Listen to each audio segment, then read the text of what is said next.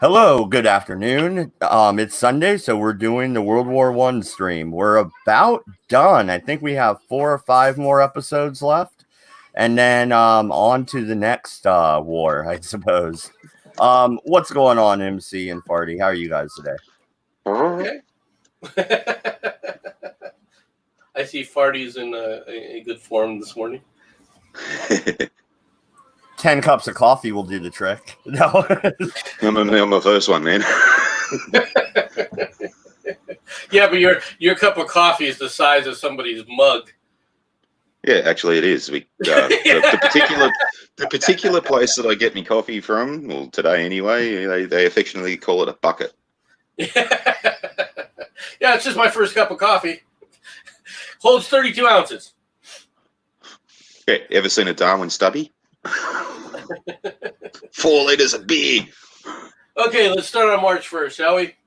All right, as we move forward, as a recap, remember the Russians are basically going through the Bolshevik Revolution. On March 1st, the Treaty of Peace and Amity is signed between the Finnish Social Republic of Workmen and the Russian Federal Soviet Republic. And basically, this is a battle that the Finns fought against the Russians, all right? And they're basically saying, okay, we're not going to fight anymore, all right? So you end up with a situation where the Soviet Union is going to be forming as we go on. March 2nd, Kiev in Ukraine is captured by German forces. Now, and you have German forces land at Åland or Åland Islands, all right, which at the request of the Finnish government.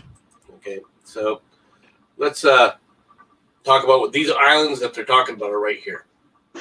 It's this island chain, this group of islands right here is the islands that they're talking about.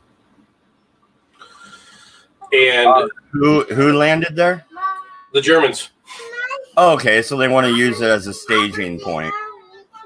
Well, basically, what they're doing is they're trying to cut off, make sure that they have complete control over anything going in and out of Russia. If you take a look, all right, they've taken Vilnius. They've taken the Germans have taken all this area here. Remember, a lot of the battling was taking place along this lake here, all right, which they've now secured. Okay, so the Germans are basically securing their landmass area, all right, to basically block in what's going to become the Soviet Union. All right, this is the idea.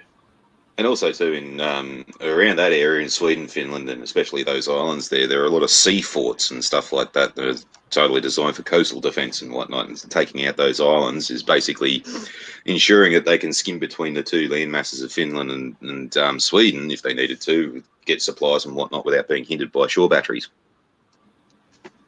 Yeah, it makes sense. I mean, when you think about it, I mean that's what they're doing, and they're trying to take care of supplies and so forth.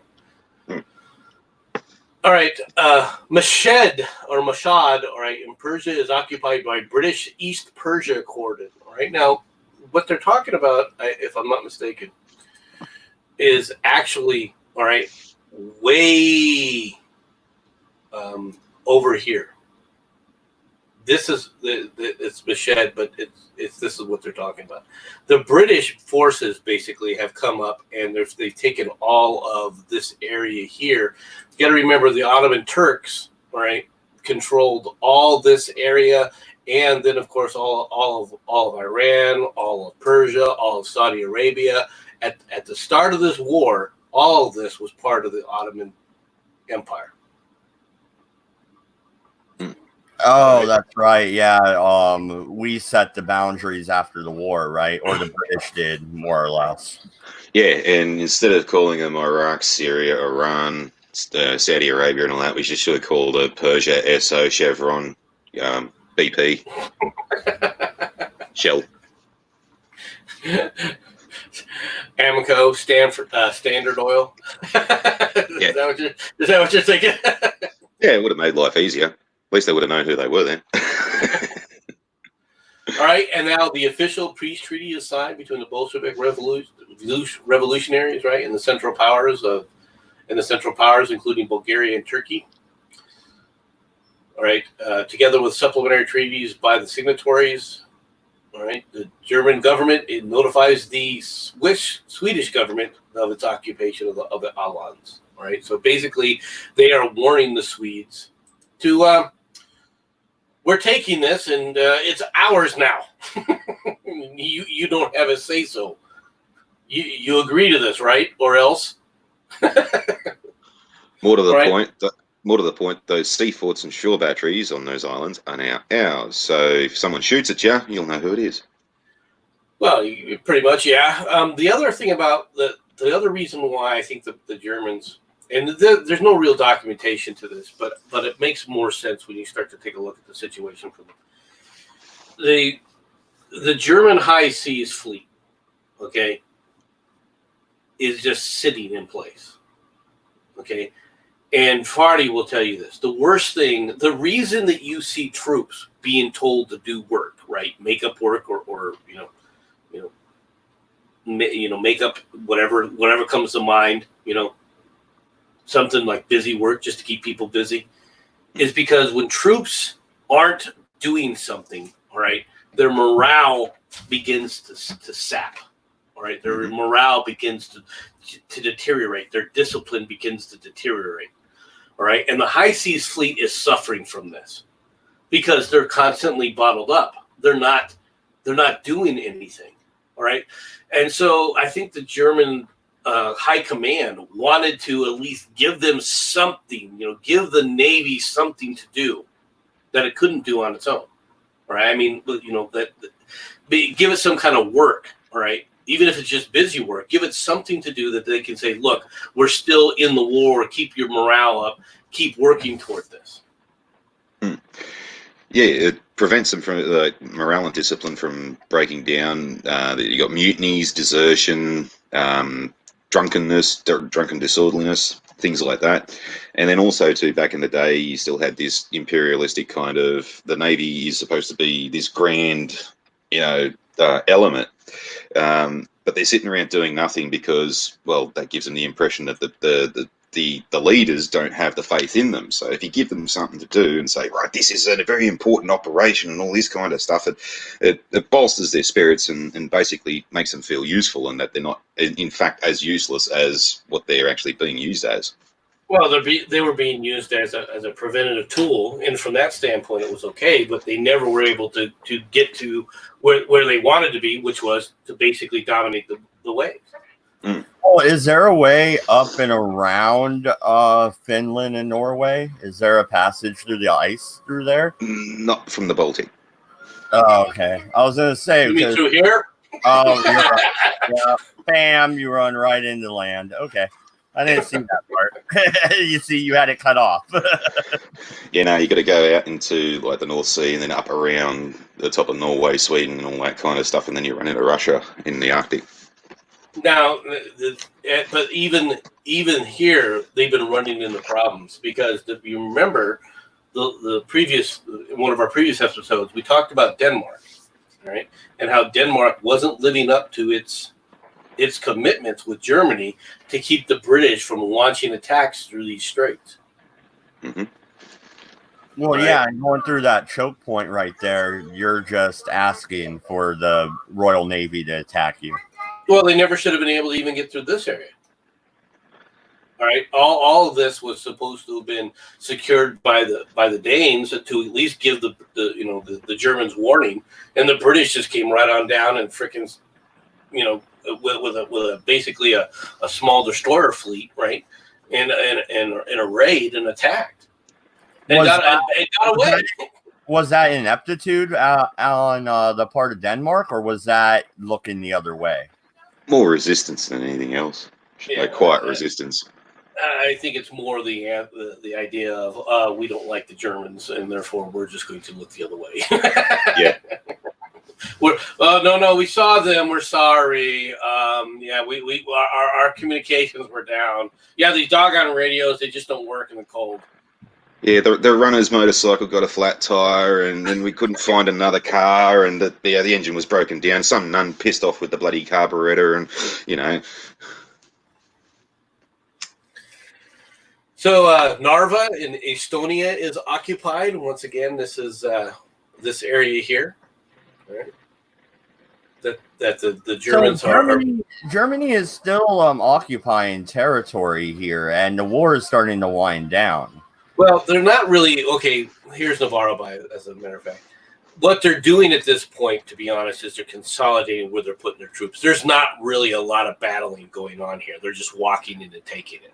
All right, because this is what the agreement was with the Soviets, and they're taking these areas over. Now, the Ukrainians weren't real happy with this, all right, because Kiev went to the Germans, and they're like, "Wait a minute here, we're not that's not supposed to happen." And in fact, what you'll see in a little bit here is the Germans are going to take Odessa. All right, they're just basically going to walk in.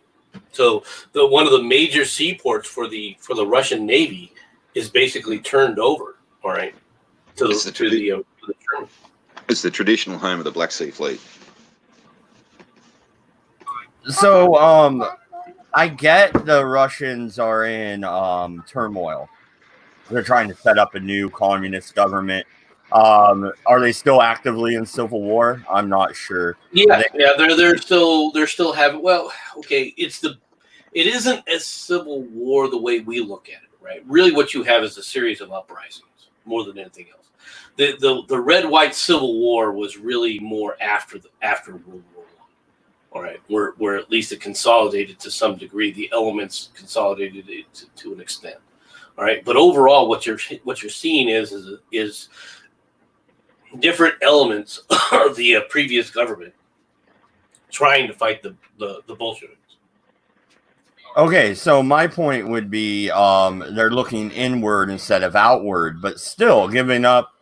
They don't have very many ports that are clear of ice all year long, right?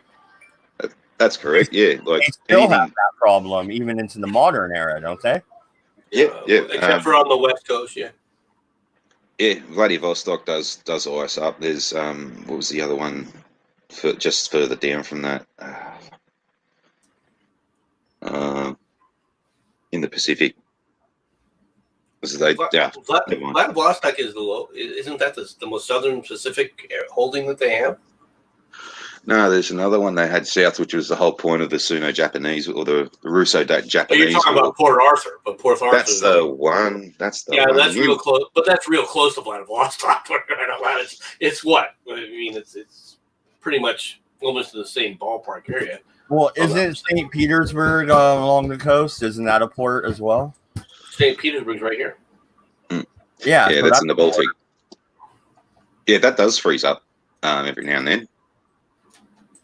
Interesting story in the next war about the ice road to St. Petersburg.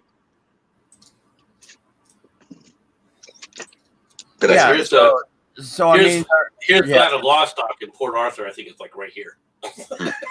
Yeah, but my point is, though, after whoever wins the conflict going on internally, you're going to need a port that doesn't freeze up, or else you get no shipping. Okay.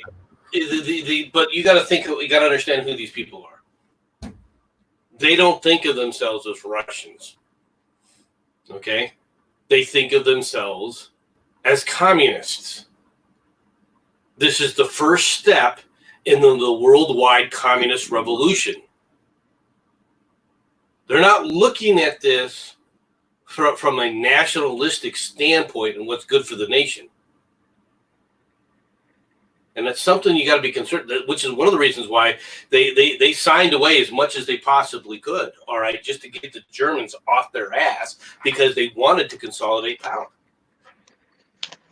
They weren't worried about the nation state per se afterwards, because once the great communist philosophy takes over and the good Soviet citizens all put their mind to it, everyone will join, the communists in singing Kumbaya, right? And we'll all hold hands and la la la la la as they go to work. Lenin wasn't even that good of a writer. How did he even think he was going to accomplish this? Go ahead. No, Lenin was the speaker. It was Trotsky that was the writer, pretty much. It's literally like the Hitler version again. Like Hitler was a very charismatic speaker, and he was able to rabble a whole bunch of people.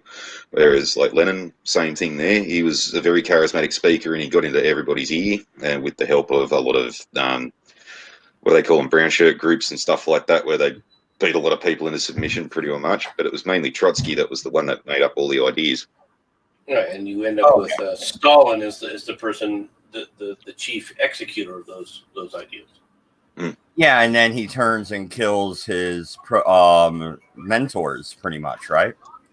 Well, no, he can, once he takes over, he consolidates power because once Lenin dies, all right, there is a struggle for power, right? And in the struggle for power, this is after the war, obviously.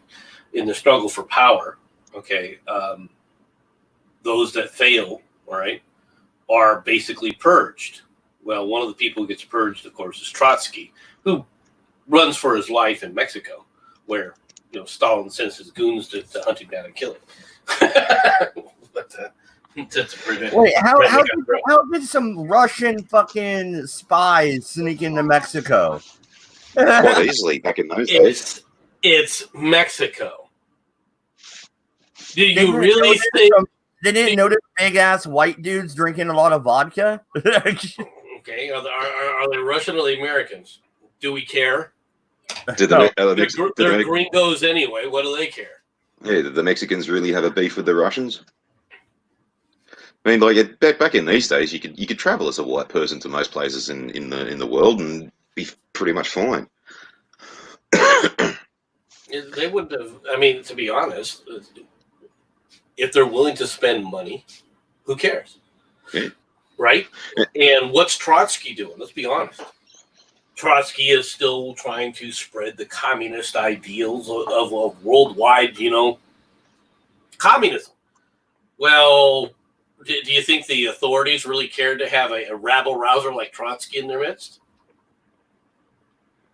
And funnily enough, these purges is what's born of that stereotypical Hollywood thing of the supervillain, and like one of his underlings messes up and he pushes a button at his desk and the chair flips back and they go into a pool of sharks with frickin' laser beams or something like that.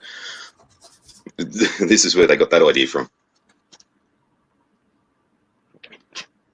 But okay, I digressed enough. You can go ahead and continue. I just wanted to dive into Russia just a little bit. Okay. Preliminary treaty between Romania and the Central Powers. And then you have the first German airplane raid onto England undertaken on a moonless night. All right. Now, this is quite interesting. It's unfortunate that Falcon isn't here to talk about this. But the thing is this shows you just how much things have changed in these 3 years of war. Okay. You've taken a plane, right, from where basically you can barely get it off the ground to they're doing dogfighting with one another from reconnaissance platforms to they've started bombing and actually using, ground support and bombing techniques with bigger machine guns in them. And now you're able to actually navigate, right, to do an attack using what we would call instruments. This is basic, very, very basic instruments, and the idea, it's still dead reckoning, but it's an evolution of the theory, all right? So during the daytime, we've proven that the planes can reliably do a set speed at, in most conditions. So if your plane can do, say, 150 miles an hour, then if you take this course and you fly at 150 miles an hour for this set amount of time, you should be relatively close to the target. And right. This is an evolution on that, and they try it at night with a moonless night, and it does work. And what's more is you develop techniques like, okay, to ensure that you know how fast you're going, you hit waypoints. You hit a point that you say, okay, I should be able to see this, even though it's night. I should be able to see this at this point. Like, so you have a compass, so you know, or not a compass, but a stopwatch, and you say, okay, at this point now, I should be able to look off to my left or off to my right and see some marker, all right, or some known landmark, all right, to say, okay, like okay. And sorry to cut you off there, MC. I'll let you continue in a sec.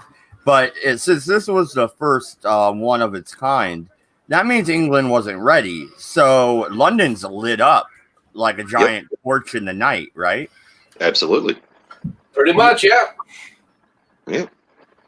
It just makes life extremely easy. And yes, with the whole, we should see something off to the left. And if you see it off to the right, oops, we've drifted a little bit. Okay, so we'll turn this way a little bit. Right, yep, they're in the right spot. Now we'll keep going that way. It just shows you where things are going to be going, all right, for how fast things are going to advance from World War I to World War II. All right. You have the peace is signed between in Berlin, between Germany and Finland, all right. The Allied note presented to the Netherlands government basically requesting the surrender of Dutch ships in Allied ports. Basically, the Dutch government in exile is being forced into, because most of their land has been occupied, all right? They're basically being forced to say, look, you know, these might be Dutch ships, we understand that, but now they're as far as we're concerned, we can treat them as enemy prizes. And naturally, the Dutch aren't happy about this, but, you know, what other choice are you going to have? You can tell the Germans, up yours, come and take my boats. It wasn't the Germans, it was the Allies. Yeah, and the war is still, at this point in time, in everyone's view, as an infinite amount of time from ending. So it's not like they knew it was around the corner at this point. All right. Then you have Mishar Shisharin, all right, is appointed Russian foreign minister, and Trotsky is appointed the Minister of War, a job he is absolutely not suited for. Okay. Why didn't they make him like Minister of Propaganda? That's a job he could have did. Well, because the idea of propaganda and how all that works hadn't really been codified. It takes the Nazis to really go into utilizing those kinds of techniques. And the idea at this point is to take over the military so that you now control the populace in the hinterlands. Right. And another Go ahead. reason for it too is that, like, infighting and all this kind of stuff was an actual thing still at this point in time. Okay, so Trotsky is like the charismatic. He's the one that knows all the words and stuff like that. He's not exactly the speaker. So let's go and put him here so he's occupied with that, so he doesn't find out that, you know, Lenin might fuck him over one day, or, you know, Stalin might be a problem. So he's occupied with that. So he's not going to be charismatic and say, "Oh, actually, guys, don't listen to Stalin if he ever gets into power." Well, it's in certain ways, it is kind of a division of labor, but it's an oligarchic type of division, right? Unlike Hitler, right? Lenin is not basically trying to play these guys off against one another. He's just trying to establish the Soviet state the way they expected the Soviet state to work. But you got to remember something about the communist philosophy, and that is, in the communist view of things, quite frankly, whether you want to believe this or not, the view is that you're a widget, okay? You could be replaced by somebody else. I just have to put a different person in there, all right? A cog is a cog is a cog. A person is a person is a person, all right? And when you take that, obviously, to the nth degree, what you end up doing is you end up putting people that aren't really the best for those positions necessarily, all right, in those positions. Now, sometimes you get lucky. Quite frankly, placing Stalin in charge of the treasury, all right, from the Soviet standpoint, worked very, very well. Okay, because Stalin did have a good head on his shoulders and did understand how to manipulate, you know, the markets and things like that to the best advantage for the Soviet state. So from that standpoint, it was a good idea.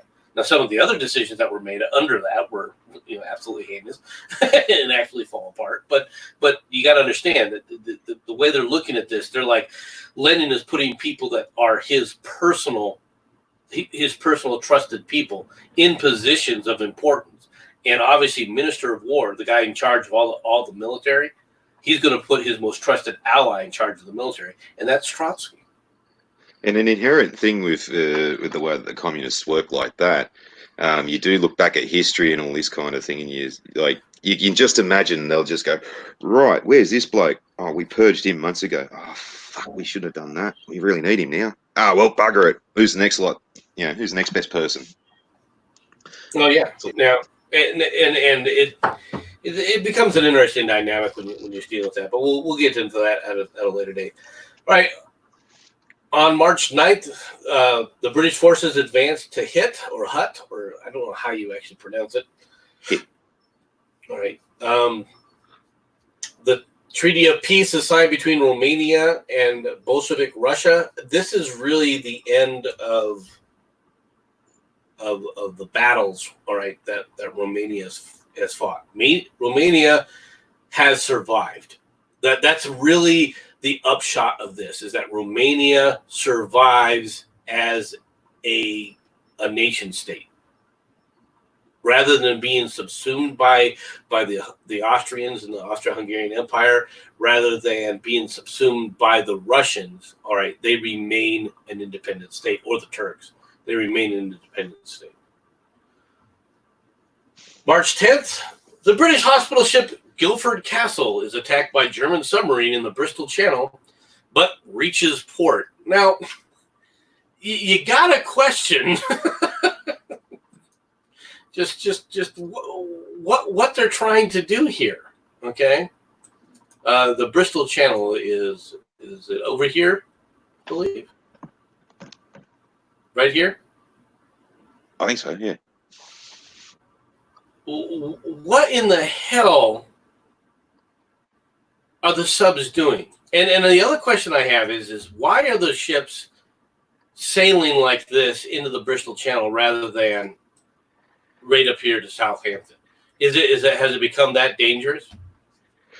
In some cases, yeah. Bristol's the more protected estuary and all this kind of stuff. There's cargo freight and that kind of stuff goes in there. You'll probably find that their motivations were probably more squared on just creating a shipping hazard in the estuary. It didn't work, but putting a something other than mines that can be cleared quite easily, like a giant hospital ship, just under the waterline, is not such a silly idea. Do you think that the Germans were intentionally attacking hospital ships? Because they seem to have attacked a whole lot of them. Yeah. It does come down to the whole point of, well, some of those blokes could possibly be turned back into service, so they're sitting ducks, take them out. It's an asshole move, but yeah. Did the hospital ships have the big red cross on them at that time? Yeah, they just thought that was a target. You can't blame them. The whole point was it was the actual Red Cross, like the organisation, the Red Cross.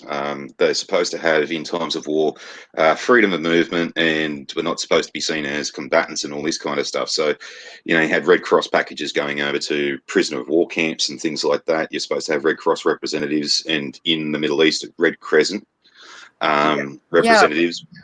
Making sure that war crimes weren't happening, that prisoners were being treated right and all this kind of stuff, and they were not seen as combatants. I understand all that, but the Red Cross is mainly controlled by Western nations. Therefore, if we go to war with, let's just say modern day, we go to war with China. Do you really think China is going to trust us not to have troops on Red Cross ships? Because if I wanted to smuggle supplies into a war zone, that's how I do it.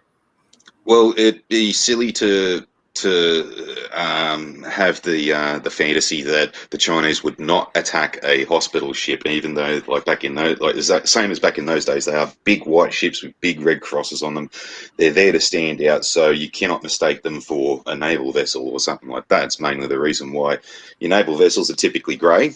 It's some parts of camouflage to try and subdue them to their background and all this kind of stuff, but it's also to basically denote, right, that's a definite battleship grey ship, so that's a definite warship. This thing's a big white ship, that's definitely not a warship. And that was mainly the point. And with the Geneva Convention and things like that, where I used to say that this was seen as a gentlemanly war at one point in time, you're supposed to follow certain rules and rules of war to not commit war crimes, and one of them was you're not supposed to hit hospital ships. They were out of bounds. Because also typically they weren't actually military vessels, they were part of the Red Cross organisation itself, so they were supposed to be a separate entity. But the Germans don't really follow those rules, and you'll definitely find that the Chinese are just going to say, yes, well, Dodge said that those big red crosses were target practice, we'll take his advice. Not being a dick to you, but it would be a case. In Vietnam, same thing too. You had Iroquois helicopters, big red crosses and little white square on them. Medevac helicopters were supposed to have the same sort of rights and all this kind of stuff, but it didn't stop the Vietnamese from trying to shoot them down. Okay, well, let's say you're a German sub. You pop up and you shoot, right? Or you shoot below the waves. How do you know it's a Red Cross ship that you're aiming at? Maybe you think it's a convoy. Well, typically you're observing the boat for a fair while before you get into firing range or being prepared to fire or anything like that, and you're observing it via your periscope, at least. You could be on the surface, and you could. How high does the periscope actually go? Because isn't the Red Cross on the top and then on the side of the vessel?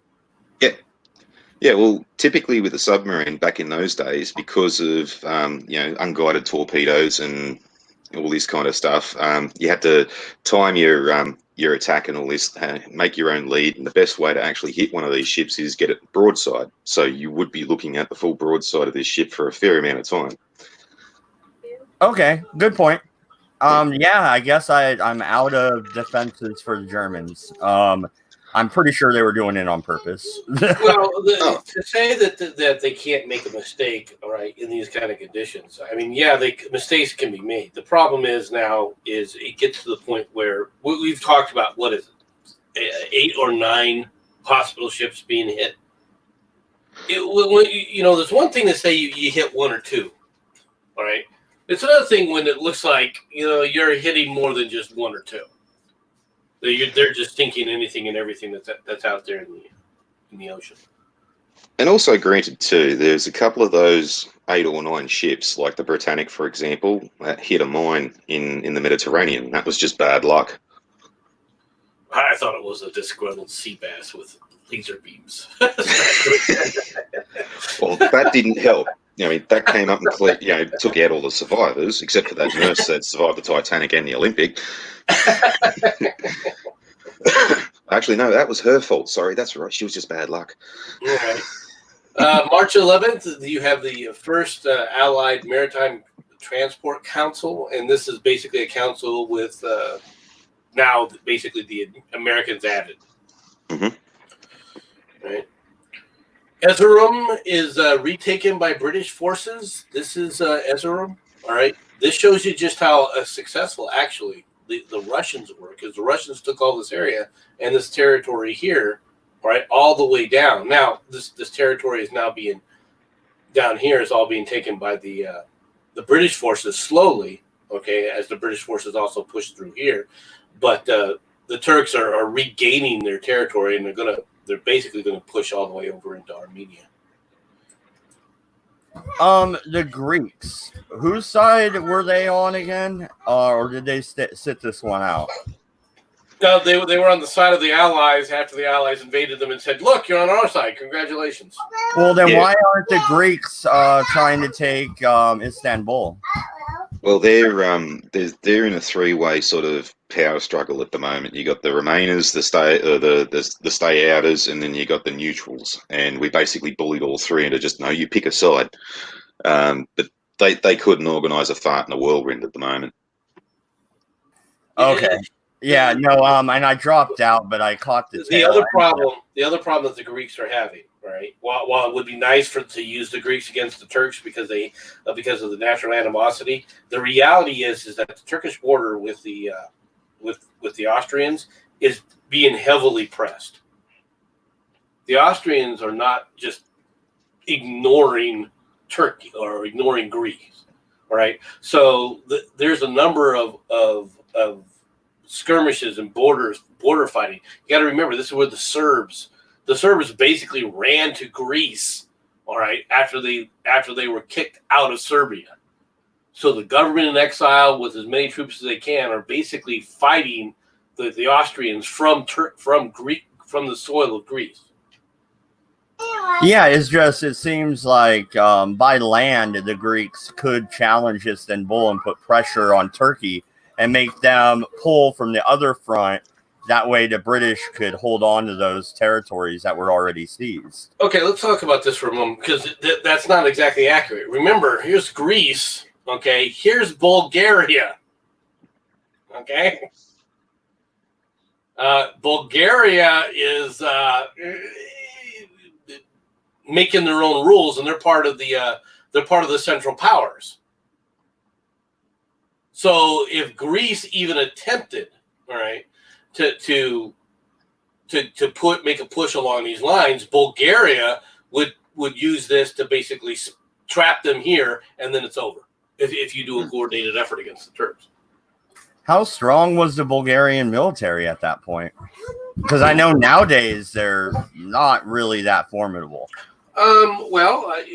For a second tier power, they were probably one of the best. They basically fought the Romanians, all right, almost completely on their own for a while, and were holding off both the Russians and the Bulgarians at the same time. They're fighting this action here to take this land, all of Serbia away, and they took Macedonia and all these areas up through here.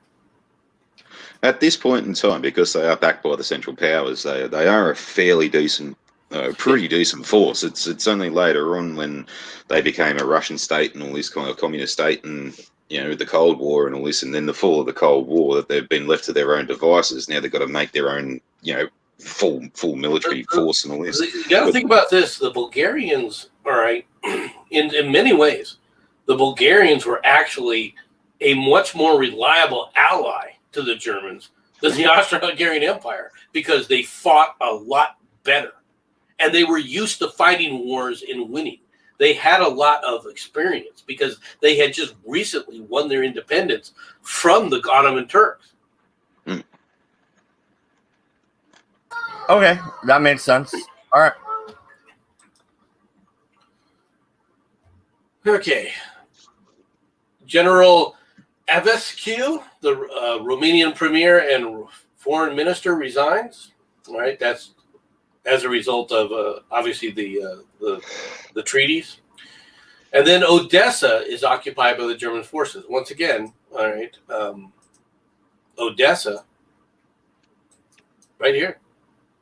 This is the home, the normal home of the Black Seas Fleet of Russia, and this was ceded to the Germans by the Soviets, by the Russians. And don't they speak Russian?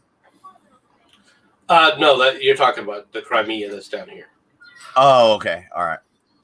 And that's because of more to do with Stalin than anything else. All right. I'm sorry. The Congress of the Soviets meets in Moscow to ratify the Treaty of the Central Powers.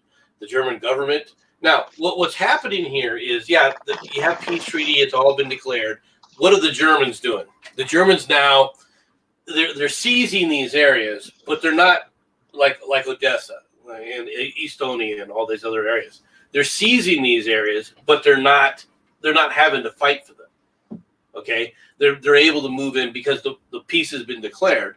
And this area is now supposedly theirs. They can just march on in without being opposed. So these are troops, but they're not a lot of troops. What they're doing with the heavy troops that were involved in heavy fighting is they are putting them on trains and they're heading them west because they're getting prepared for a spring offensive against the French and against the British. And this is almost like when the Battle of the Bulge happened, the last push, make or break time, pretty much, right? Well, not really. Go ahead, Fardy.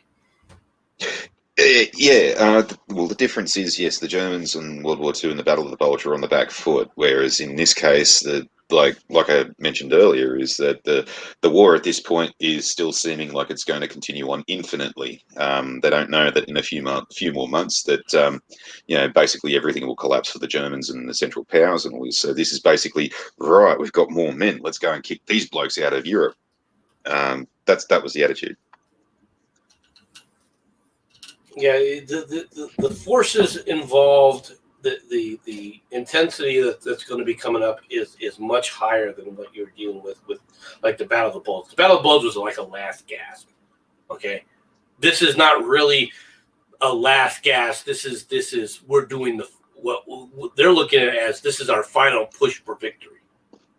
We've been hanging on over here for so long. It's time for our final push because now we can marshal our total forces and now we can defeat them against them. How close did they make it to Paris overall? I think they made it within 100 miles, right?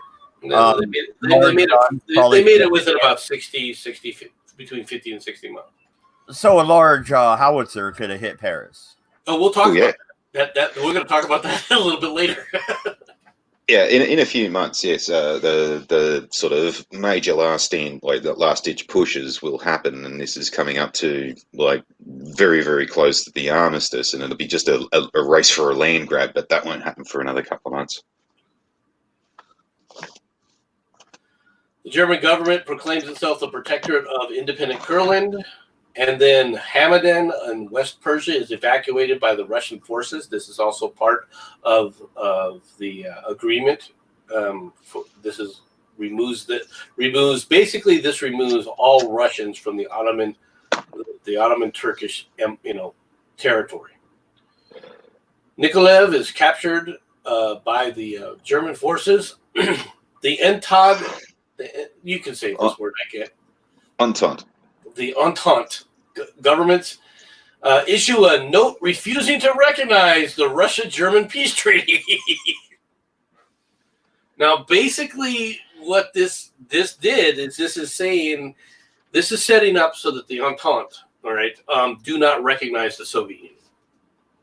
That's what they're saying in this case. They're saying that the real Russian government is not the Bolshevik government.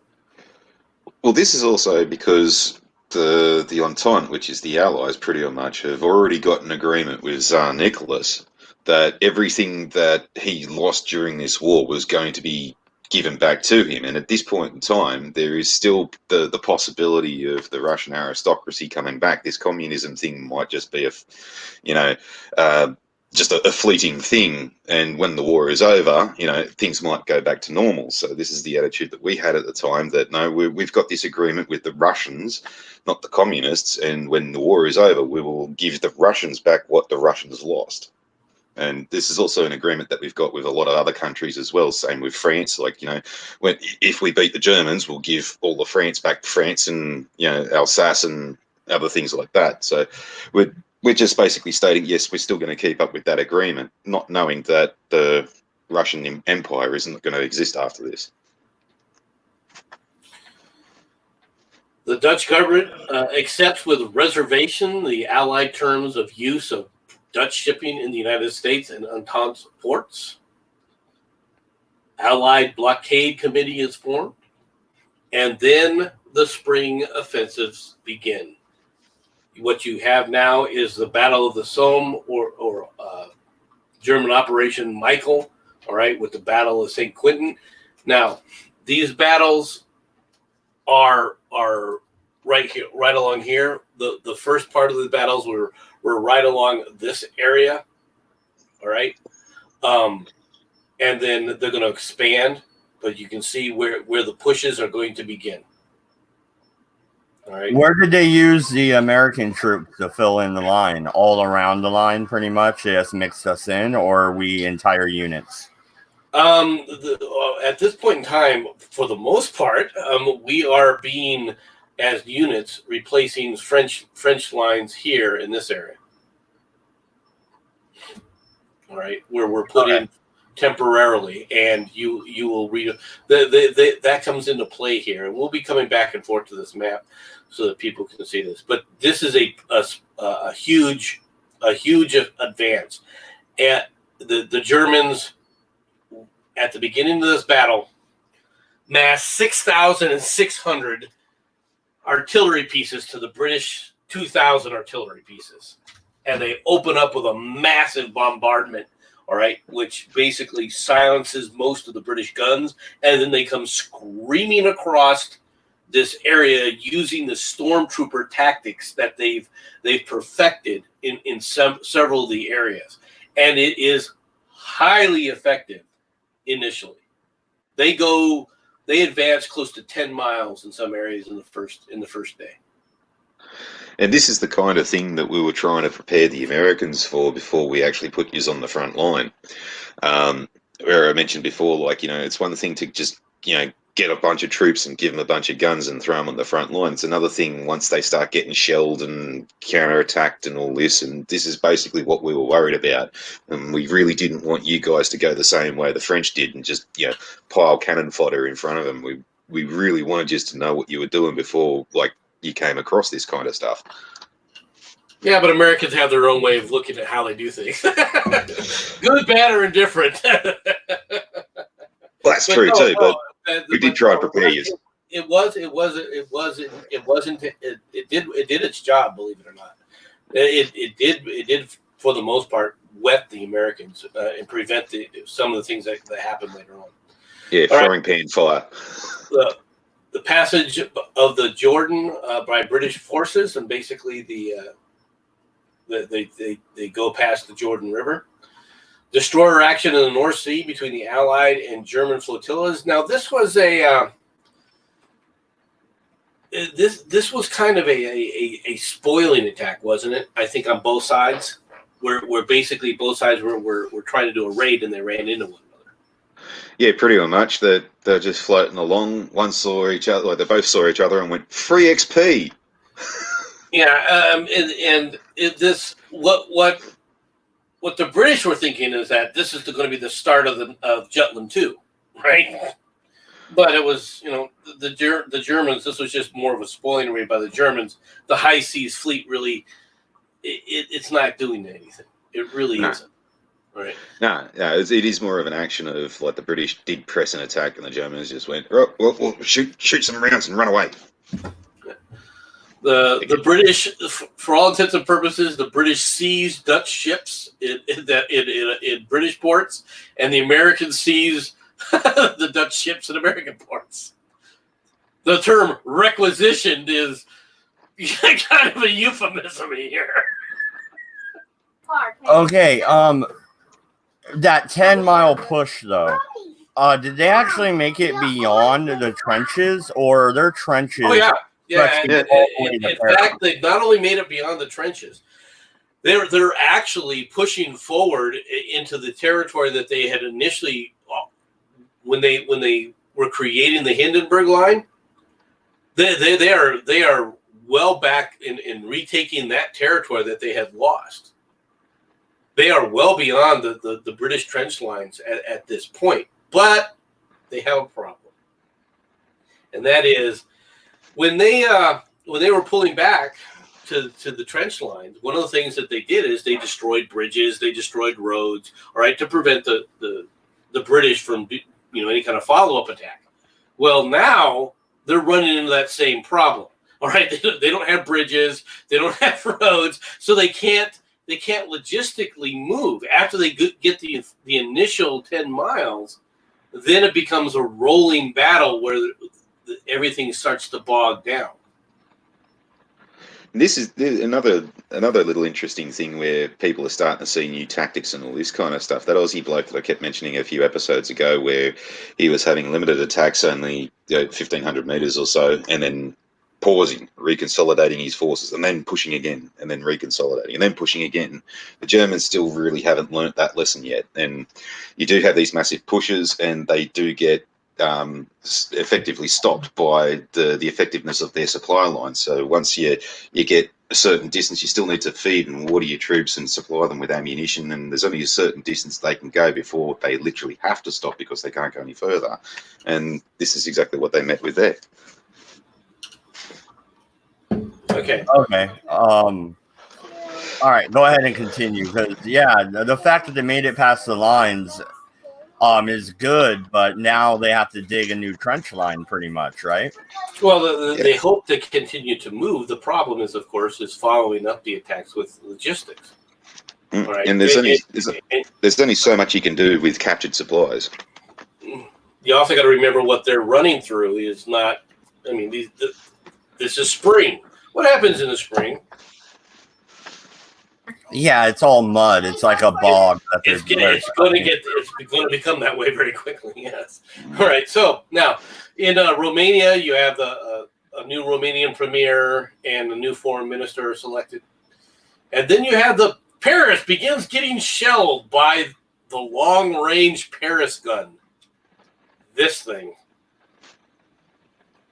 Now, this is a gun created by Krupp.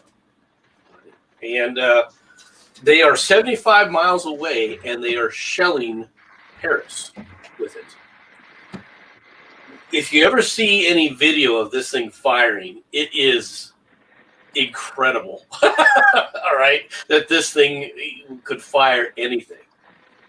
And what the Germans did, is they basically put 7 barrels on top of one another, right, to create this thing. It's 200 and something tons. Right? So it's kind of like their equivalent of what they're trying to do nowadays with the railgun idea. Sort of, kind of. What's really interesting with this thing is that there's 2 sets of railway wheels, effectively. You can see at the front there and at the back where the railway wheels are. There's several wheels on carriages and things like that, but there's actually 2 sets of them, and they actually have to make 2 parallel lines of track to actually move it into position. And then once they get it into position, they make a curving track that basically curves around the front, and the front sets of wheels, they basically turn sideways, and that's how you traverse this thing. Basically, it just rolls on this the other set of tracks. Now, another thing with this is, because it's early technology and they haven't really figured out heavy caliber guns like this, is that the wear on the barrels after each time it fires, they had these shells that were specifically designed to be used sequentially. So the first shell was a lot more narrower than the last shell that it was going to fire before it actually had to get the barrels relined. Because every time you fired one of these shells, it'd strip a few millimeters off the rifling and all this kind of stuff. So the shells had to get increasingly slightly bigger just to take up the gap of the amount of rifling this thing ripped out of itself when it fired. And I think it was able to fire something like about 100 rounds or something like that before it actually had to have the barrel relined with rifling. The 60, I think the first initial attack, they estimate, I think it was around 69 shells went through it. Now, how bad was the recoil, though? Did it like slide backwards down the track every time it shot? It didn't slide backwards. In fact, what you saw, if you ever watch this thing, you see the end of that barrel whip around. It looks like it is just flinging itself, like an old trebuchet kind of movement. All right, after it fires the shell, the whipping is literally that bad. And with there are some really high quality footage of this thing going off too. And if you do pay attention to the end of the barrel, you can actually see the smoke coming out of the rifling itself. So you got these jets of smoke that come out from the circumference of the actual main blast that's in the shape of the rifling. Now, the Germans, of course, once you start shelling Paris, all right, the Allies are like, what the hell is this? we need to find this thing, right?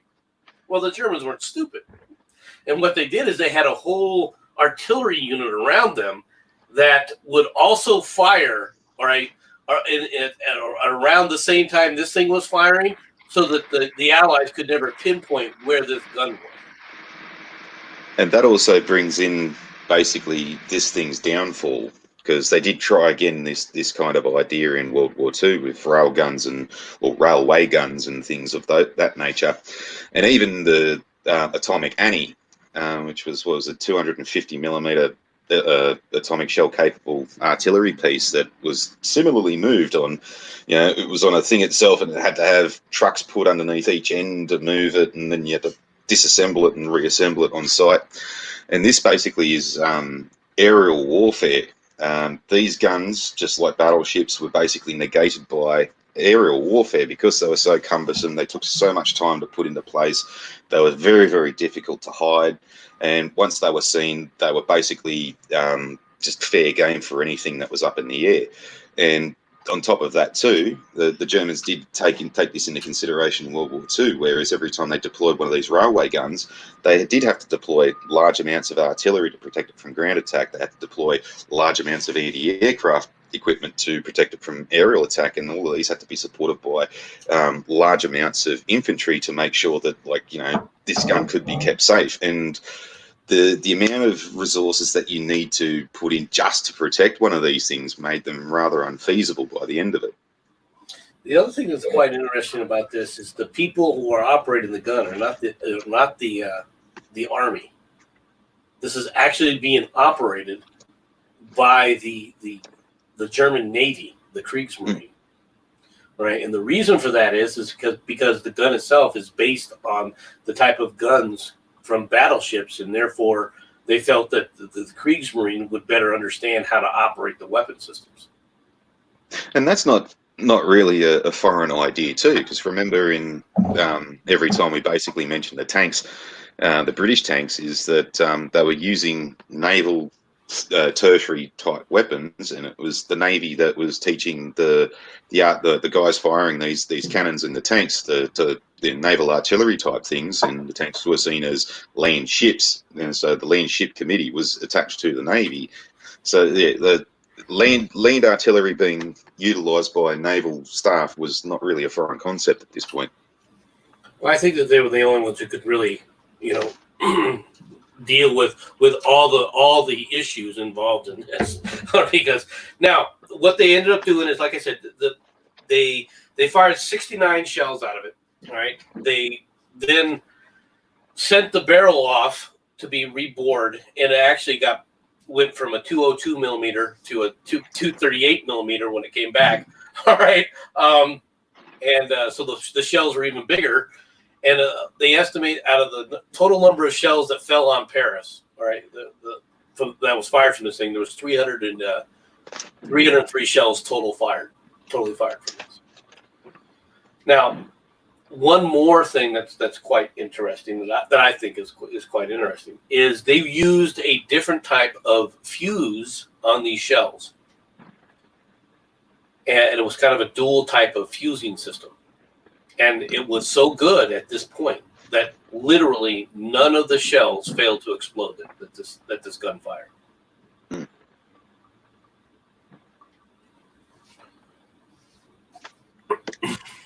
So you were wondering about this, Mad Dodge? This also explains, to be honest, why the British were not using the channel and just going back and forth like to Portsmouth and Hampton. Because guess what? You're in range from some of these bigger guns that the Germans had. You literally that would have been something. Combine your big guns on land with your blue water fleet and maybe break the blockade. Well, it is something that you will see, but it does happen again with the Atlantic Wall in World War II. There were channel guns that were designed to reach all the way across the channel, and you'll see. Is that Cherbourg? Yeah, right here. Yeah. Yeah, they actually had guns in Cherbourg that could actually hit, Southampton and all those kinds of things, and they were shelling them on a constant basis, and it was a pain in the backside for the British during World War II. Wow, what the fuck was that? Yeah, I was like, what the hell? Did your do you I'm have fucking being shelled, boys. The fucking Chinese are attacking. Fucking hell. Where's me gun? Oh, shit, don't have one. I'm Australian. Fuck! Okay. March 24th, as part of the Somme offensive, you have the first battle of Bapanui. I know Bapaume. Is that how you say it? Oh, Bapaume. Bapaume? Okay. Which is part of this offensive that began on the 23rd, and so forth. Then you have the first action in Assault and the Palestinians.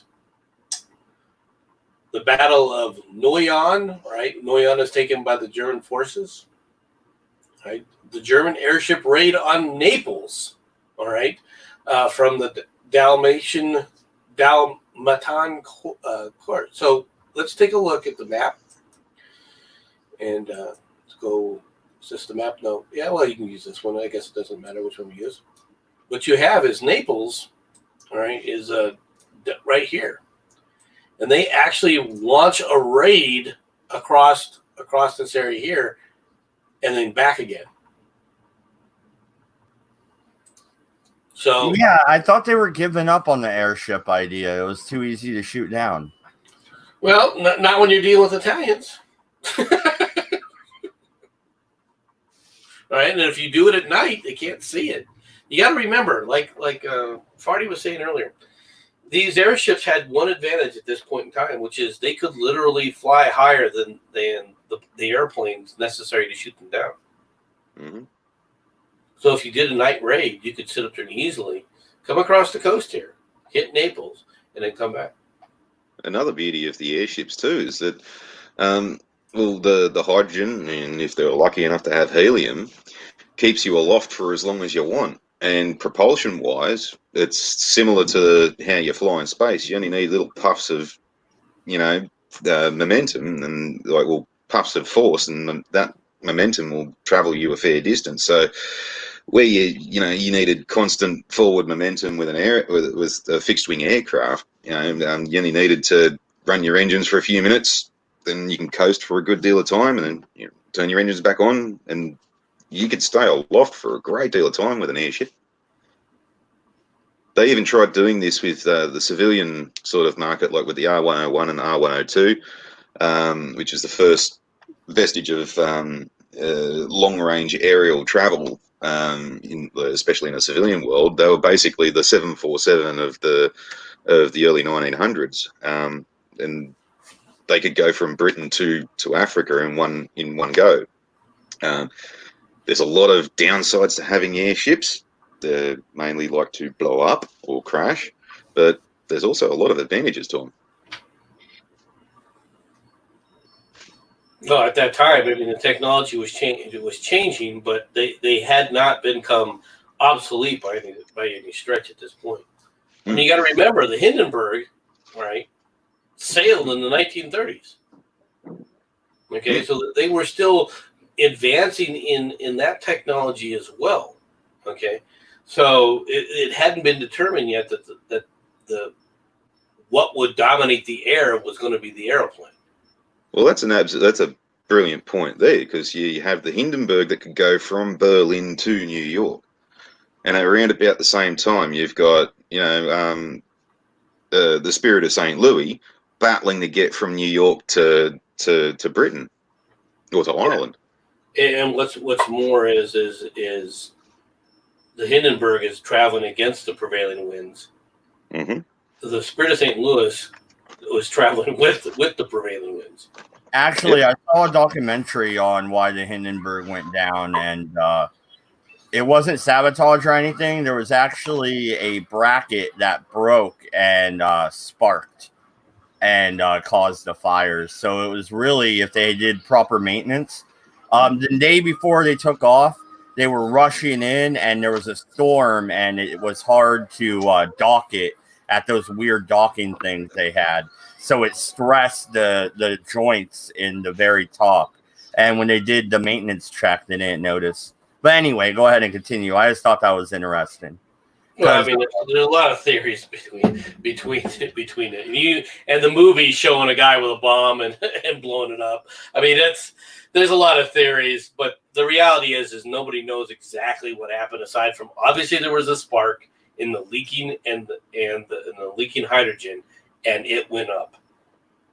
Well, you also have to remember too that around the time of the Hindenburg they were using hydrogen, and you were still allowed to smoke on those aircraft. And in fact, there was a smoking room with a Zippo that was chained to I think it was either chained to a table or chained to the roof, and that was designed so you couldn't walk around with a cigarette lighter. But gas has a funny way of getting into nooks and crannies you don't want it to.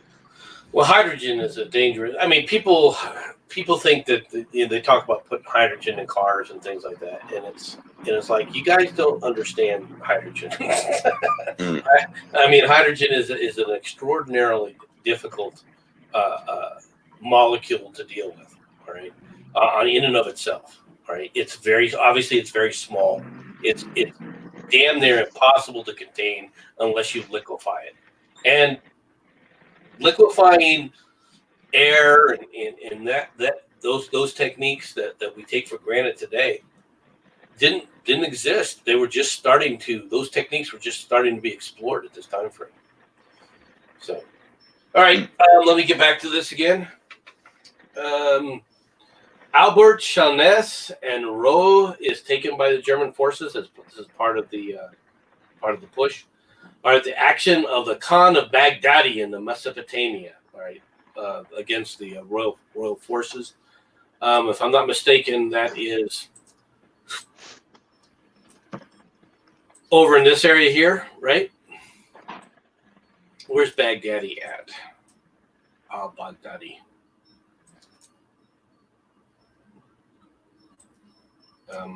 It's along here somewhere. I'm trying to remember where. But basically, they're these forces here. The Dolian's agreement is concluded. The decision taken to appoint General Foch to coordinate efforts by British and French armies. Now, this is due to the British saying, help! Because the Germans are throwing everything into this offensive. And you can see that they're having success. And so what they're trying, what they don't want to throw the Americans into this. Now, this is one of the more interesting things. They don't want to throw the Americans into it. So what the French do is the French say, okay, we will help you. We will help you. We will move our own troops in. But to replace on these areas here, we're going to replace these areas with American troops. All right, since it's quiet. All right, and then rush the French troops up to help the British try and stem this advance.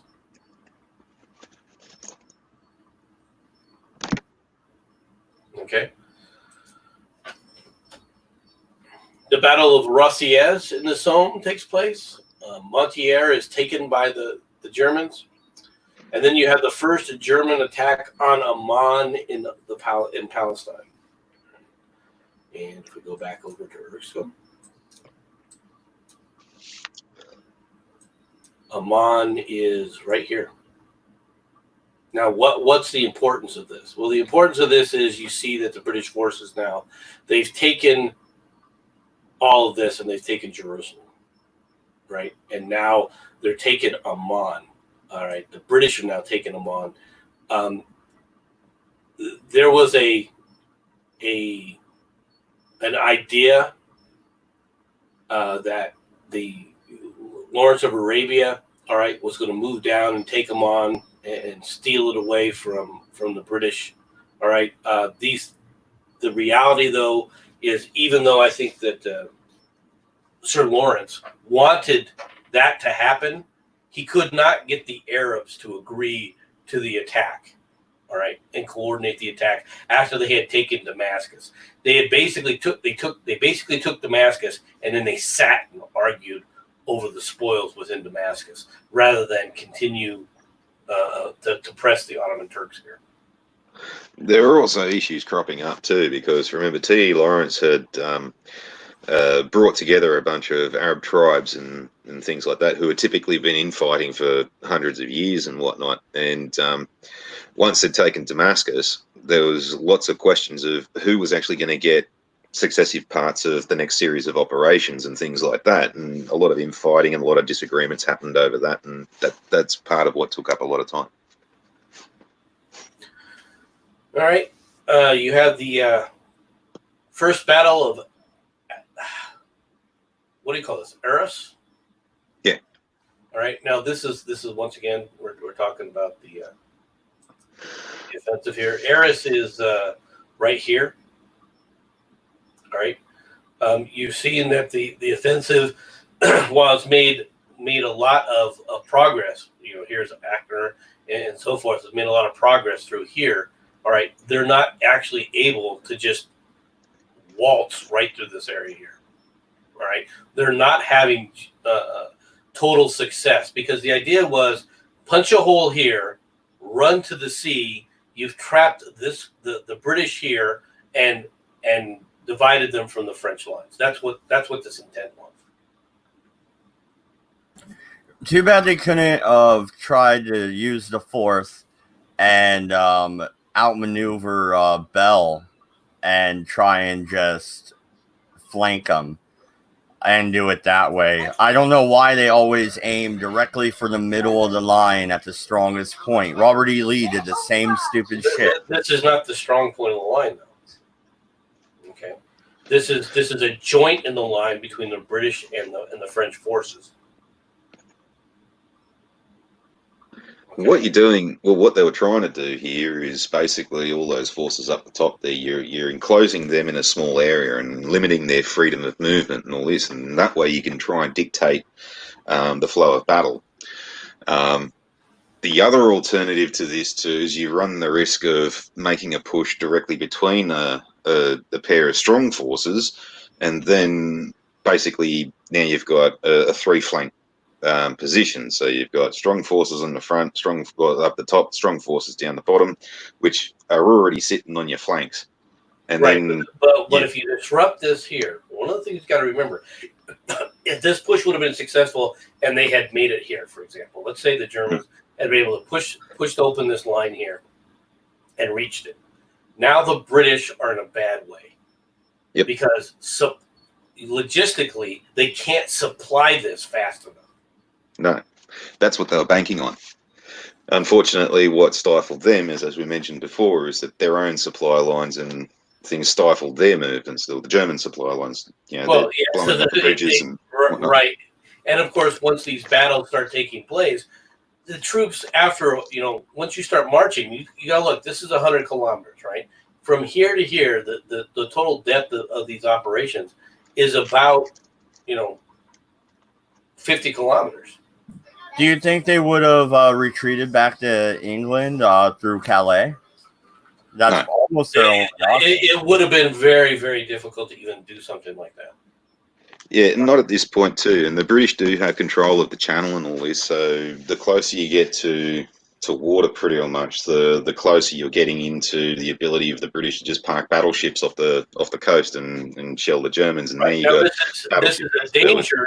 This is a danger, though, for the British. Yeah, the British can support them militarily much easier, but bringing British forces down here and engaging them here leaves them open, all right, to basically the high seas fleet sortying against this, all right, because they'll be lined incorrectly. All right, so this is one of the reasons why they never wanted to get really trapped in here, and why, for the most part, both sides, all right, both the British and the Germans at this point, they're constantly mining the English Channel here. They're constantly throwing mines through this area to prevent ease of movement back and forth across the channel, which is one of the reasons why they're up in here sailing around back and forth. rather than trying to go through here, because there's mines, there's all sorts of things that are happening through this area. Mm.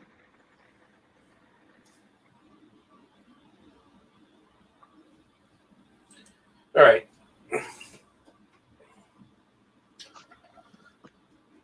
I believe we sit there and said Anne was taken. Then you have Poltava at the end of the month is captured by the German forces, right? Which is, like I said, the Russians they're just pulling out. They're not really fighting. There's not really a fight going on. All right, the Germans are just basically moving in forces, unopposed and occupying them. All right, 1st of April, the NZ how do you say this? Enzeli, all right, is evacuated in Persia is evacuated by Russian troops. The German Expeditionary Force for Finland leaves Danzig, right? And the Royal Flying Corps and the Royal Navy Air Services of Great Britain are amalgamated and established as a separate service, the Royal Air Force. The true Royal Air Force has finally arrived. Nah, actually, they're only kidding. The German Expeditionary Force lands in South Finland at Hango. I'm not even going to attempt to say that word. Is taken by the German forces. The Battle of Avlere is engaged in, right, as part of the offensive. The Sarkamish, all right, is occupied by Turkish forces.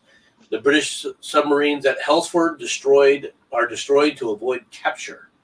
Right? And this is basically what you're seeing is the Germans are making they're making progress. All right. Now this Helling's force is if I'm not mistaken, isn't that over in this area somewhere? It's in Greece, isn't it? Yeah, I think it's over. It's in this area. It's in one of these areas here, right? Basically, the once again you were talking about why aren't the Greeks, all right, pushing to take the Constantinople, right? Why aren't they just moving along here? Because they can't. They're in the middle of a fight along these lines here.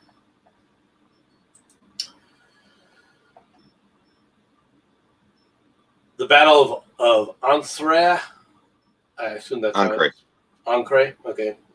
I figured the French pronunciation was Ancre, or some other freaking strange way of doing it. Is engaged in, and back over to the offensive. That's this area here, all right. Basically, tried to push through.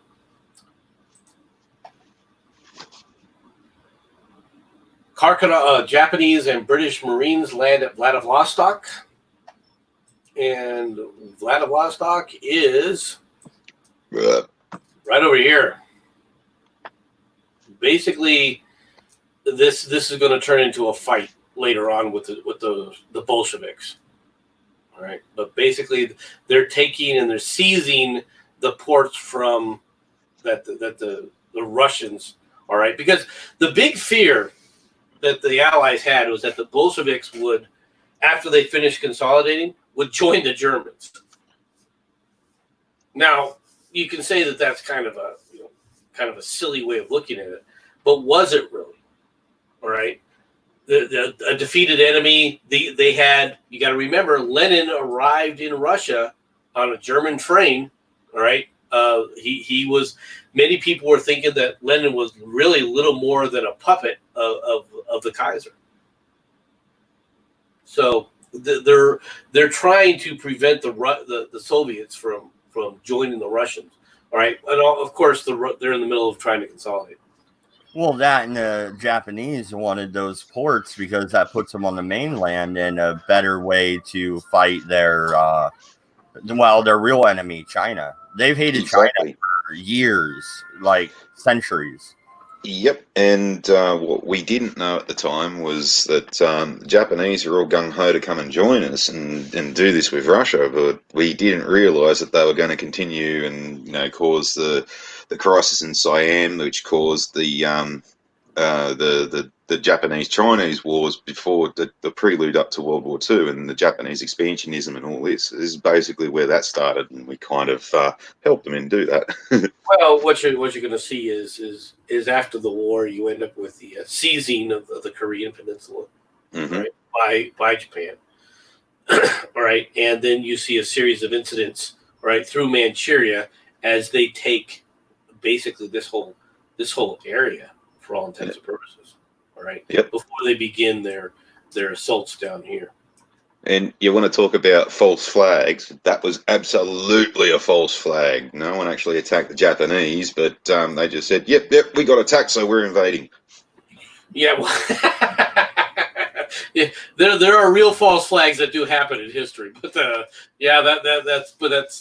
for another time. We'll get to that one at a later date. The battles of Lais and Lais offensive, right? The battle of Esteres. Back over here. All right. Life, I think, is in this area, right? I think this area of the battlefield. It's France. They all have lice. All right. I don't know exactly where it is, but it's all part of the. This is all part of the spring offensive. All right. Kharkov is in the south of Russia, is captured by German forces. Van is retaken by Turkish forces. Now, the Turks.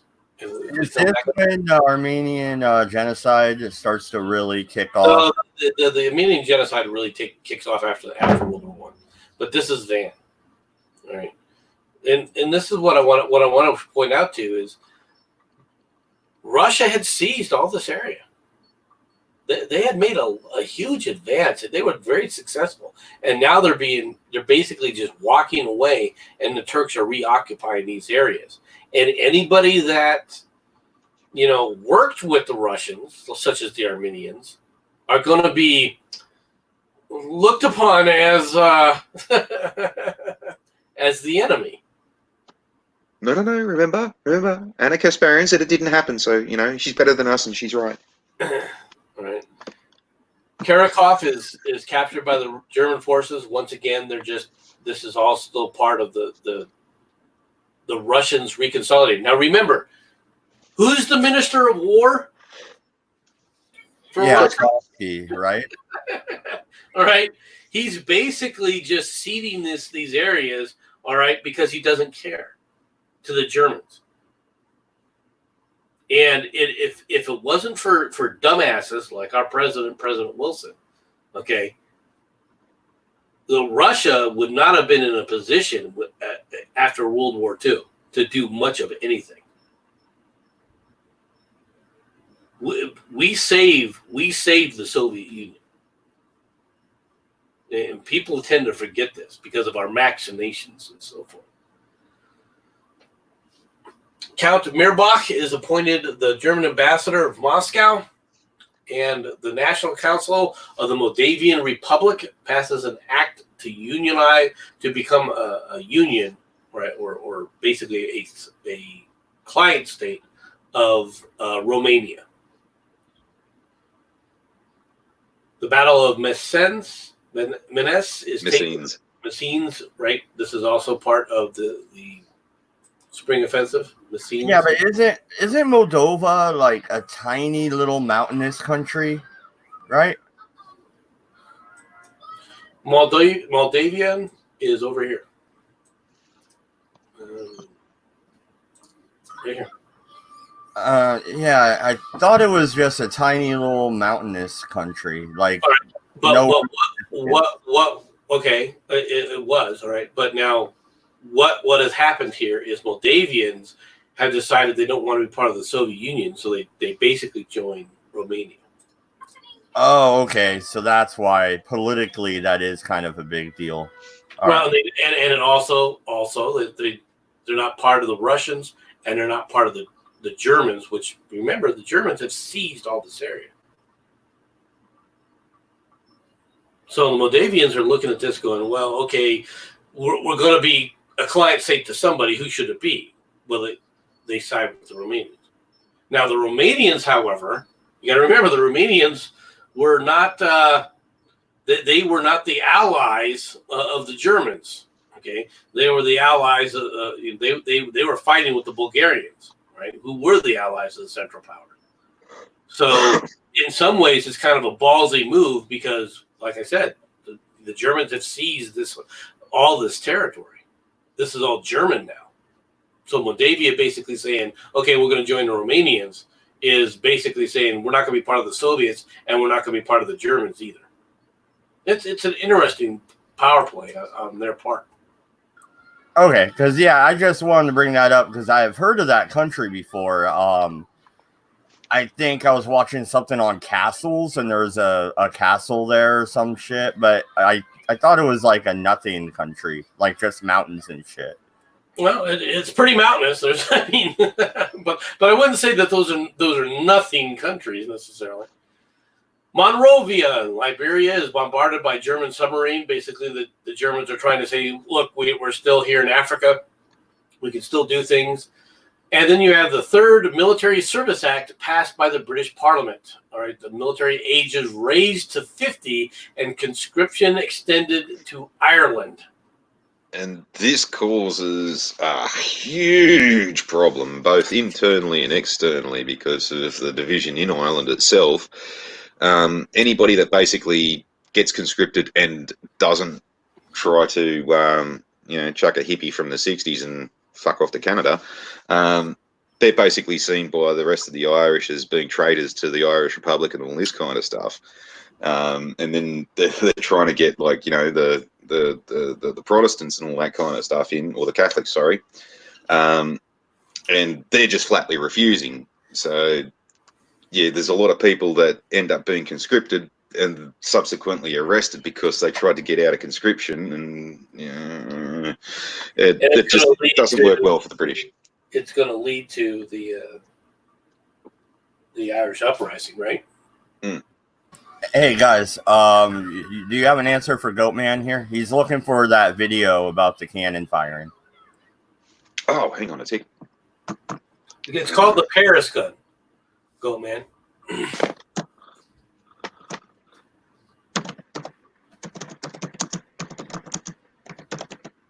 Created by Krupp Industries. And it's Krupp guns that again appear in World War II, as a matter of fact. Yeah, Farty, if you end up finding it, if you could throw the link in there, I'm pretty sure you have a wrench. You should. Throw the link in there for him. Go ahead and continue. I just, Goatman, I think is, because I'm watching the chat on my phone. So I think Goatman's the only one actually listening to us right now. So we might as well answer him. Yeah. I'm just trying to find him a really good quality one.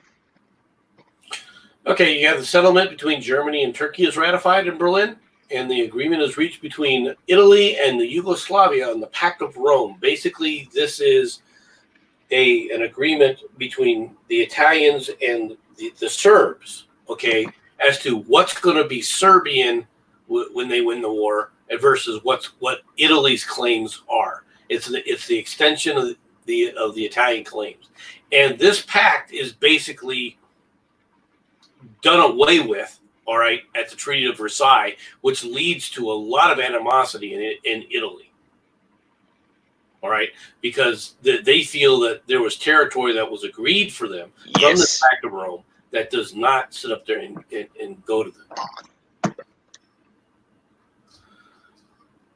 So they signed this pact in Rome, though, not like in a neutral place like Vatican City or something. Well, Rome is surrounded by, Rome surrounds Vatican City. So if you want to look at it, that's the point. But this is between the Yugoslavs, the Slavian groups, right, in Italy. This is not. This is basically the Allies are agreeing to something. If you want to look at it from that standpoint. No, I don't have a wrench. All right. Oh shit! Type something real quick. I'll give you a wrench. Armenteras and Burville taken by German. Oh, what the fuck you, YouTube, you fucking faggot fuck! Stop being a fucking dick. Tell us how you feel there, Farty. Since that bloody stupid shit that happened the other day when they fucking shit themselves for like fucking an hour, fucking like the shit's been just going stupid. Now it doesn't even want to fucking type. There we go. Oh, I doubled it up. Anyway. Okay. Anyway. The French published the text of the Emperor of Australia's letter to the Prince Sexta of Bourbon proposing peace negotiations. Now, this was an attempt basically to demoralize the Germans, to say, look, your allies, the Austro-Hungarians, are suing for peace behind your back. Which the Germans were aware of this, but the German populace wasn't. Okay, this was a highly contentious, thing that happened within the German populace, because they're like, wait a minute here, you guys have been telling us we're winning the war, we're suffering all these deprivations and everything, and you're telling us that no, that the alliance is really strong, and then you end up with a letter from Austria where they're trying to backstab us. There you go, Farty. You're good. You can post that link now. Yep. Yeah, go to about 1:30 in that video, and you'll see like the smoke coming from the rifling and like the pattern that it makes and all that kind of stuff.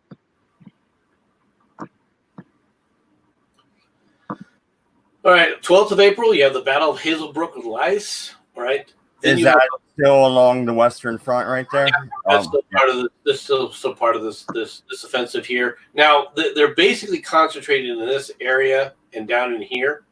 All right. What they're going to do now, all right, is they're going to try and push here.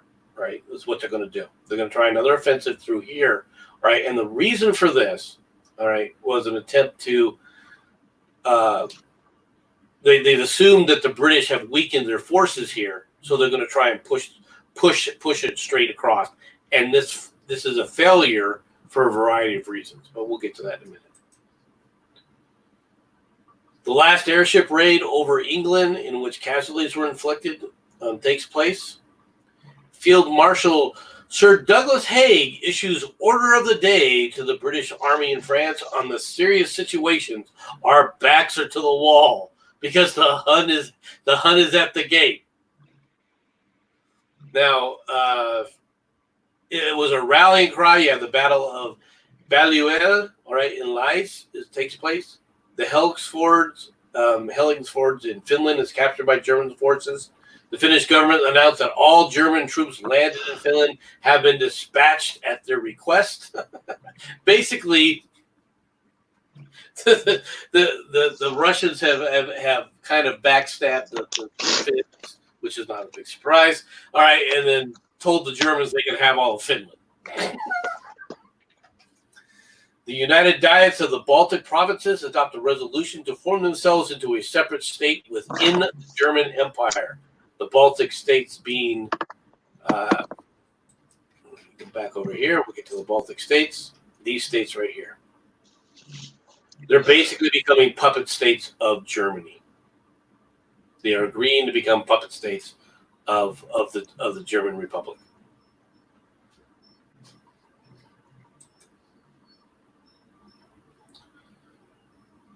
Did Poland agree to that as well? Oh, hell no. Poland has nothing to say at this point because they are completely under the domination of the Germans. Right? The Polish government in exile has been promised that there will be a Poland, and Germany has agreed that at the end of the war there will be an independent Poland, and Poland is just sitting there going, okay, we have to wait and see when we're given become an independent Polish state. Okay, so the Battle of Hazelbrook. They're always pushed around. It's kind of messed up. Well, they have no defensible borders. They're like a giant plane for people to run troops through, whether those troops are on horseback, on foot, or motorized tanks. You have to. It's interesting that they were able to maintain, quite frankly, right? If you let's go back to this for a second. All right, Poland. All right, if you take a look at Poland and we take a look at it like this, all right, there's some mountainous areas, but for the most part, it's just one plain after another. All right, there's no real defensive borderlines until you start getting into some of the mountainous regions towards the southern area, right? But overall, this area of Poland, for all intents and purposes, is just rolling hills. You can see that it's all farmland. This is what you're dealing with. Okay, so Poland is just one big plain to go from one end to the other, right? It has no mountain range that it can sit behind. It has no gigantic river that it can sit behind, right? Do you see what I'm saying here? Yeah. All right. So Poland. What's interesting about Poland, though, is they have a unique culture and they also have a unique language. All right, that they maintain. Okay, and to be able to maintain this when you've got two major groups, all right, basically the Russian bear on this side and the German eagle on the other side, all right, constantly invading your territory and going through to maintain your own culture, all right, is actually an astounding feat. All right, I mean, Polish is not, it's not Czechoslovakian, it's not Czech, it's not Hungarian. All right, it's its own Slavic language, and they're able to maintain it. All right, throughout. All right, the creation of Poland. Now, the creation of Poland is as a nation state really takes place. All right, more than anything else by Napoleon. Right, in the early part of the 1800s. All right, and it maintains a kind of sovereign kind of state-esque mentality, all right, or nationality, due to the fact that it has a unified language. Yeah, and it's like a really hard language. I can't even say Polish names, for God's sake. Okay. Well, here's an interesting little side note. Like when the United Kingdom joined the EU and a lot of Polish people started going over to Ireland, the Irish police had this one super criminal speedster who was breaking all the road rules and all this kind of stuff. And I think it was Pavlov Pavlaka or something like that. And this one dude, Pavlov Pavlaka, I can't exactly remember the word. I'm butchering the bejesus out of it, probably even saying the wrong thing. So if there's any Poles that ever watch this, don't kill me over it. Anyway, so the Irish were looking for this dude for ages upon ages upon ages until they realised that that word actually meant driver's license in Poland. That's pretty good.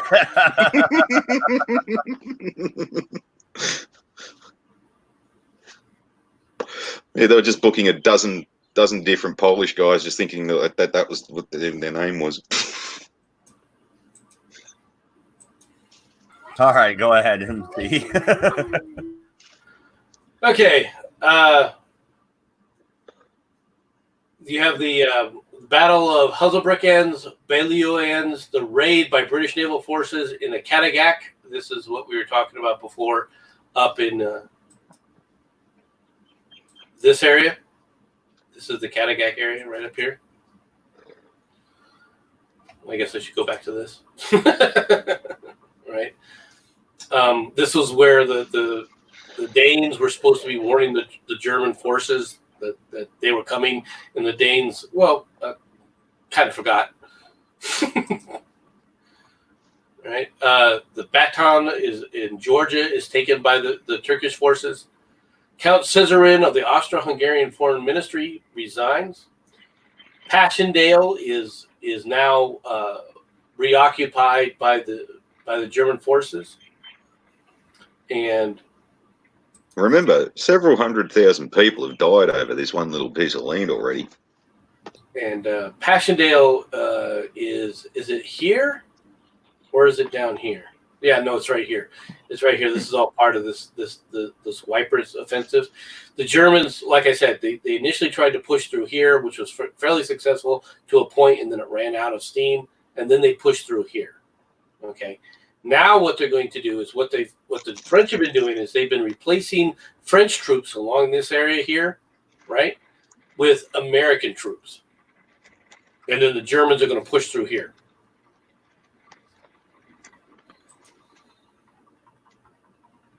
Do they capture the 6th, or do they just push it back?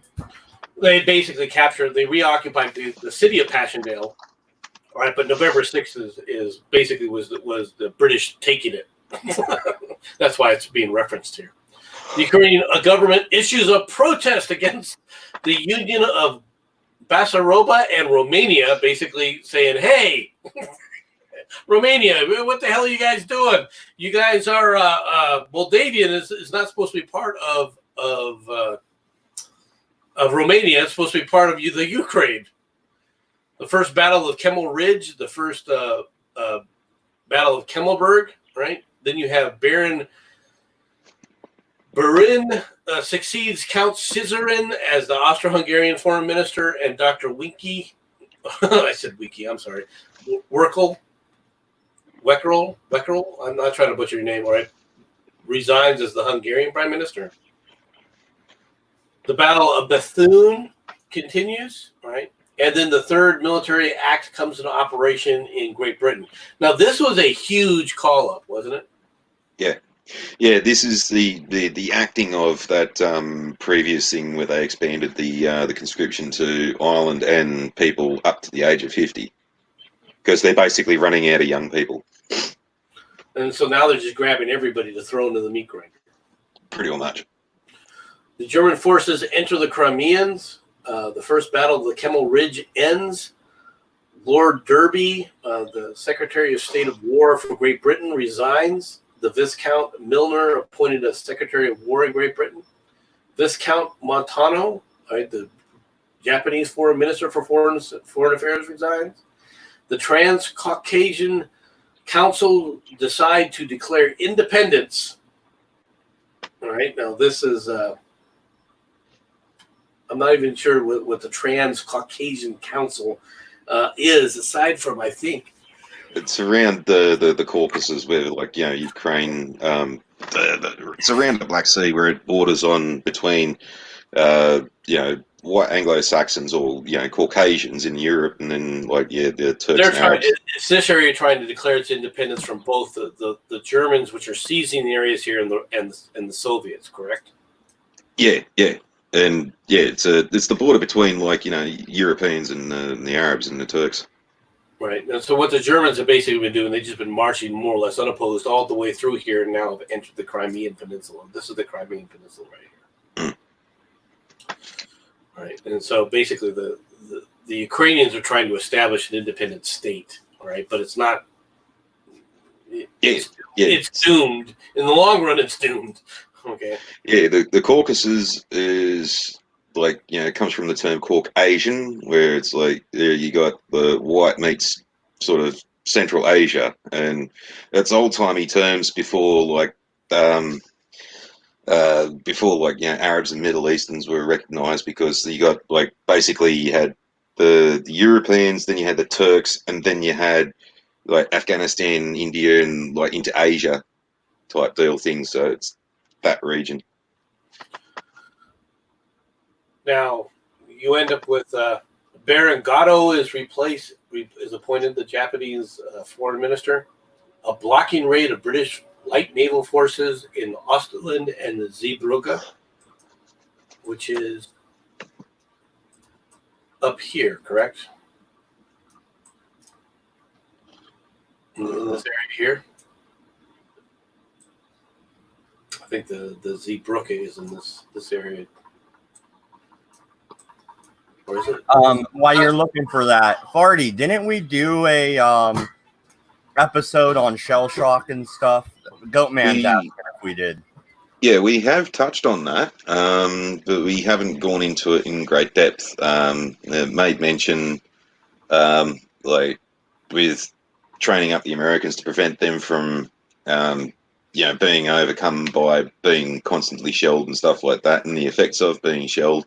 The fact that, like, back in the day, if like shell shock really wasn't seen as like an actual thing, and pretty much if you had been shelled for days upon days upon days upon days upon end, and you did basically lose the plot, you were seen as being a coward and all this kind of stuff, and it really wasn't recognised until later.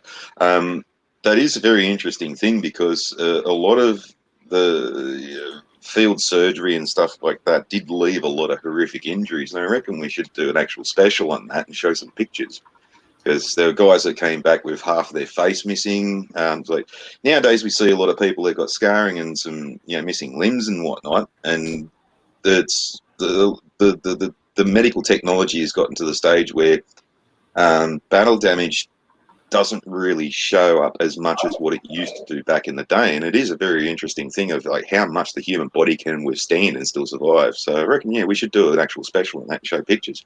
Well, I see what this is saying now. Well, basically, what you had was a raid into this area, all right, of Belgium that had been seized already by Germany.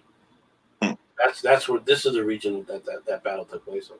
I thought it was over here a little bit more in this, but no, it's part of the Belgian area that it's. Yeah. One of the final episodes we do, Farty, we'll do a special on that. I think that's a good idea. I thought we did, which if we did, it would have been towards the beginning of the series. We only basically gave it a mention, effectively. Yeah, we only touched on it. We didn't really go into any kind of depth, because there's something I do want to talk about with that. There's an interesting YouTube video, right, that shows you what it was like, and they just do 5 minutes of what the shelling was like. Yeah, and then you have like where we've mentioned before about several days of constant shelling and millions of shells being fired, and in prelude to an actual attack.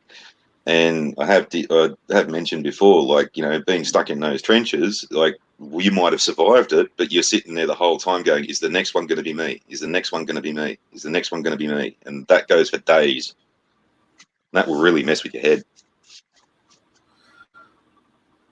The Bolshevik government protests the Berserba, Romania decision.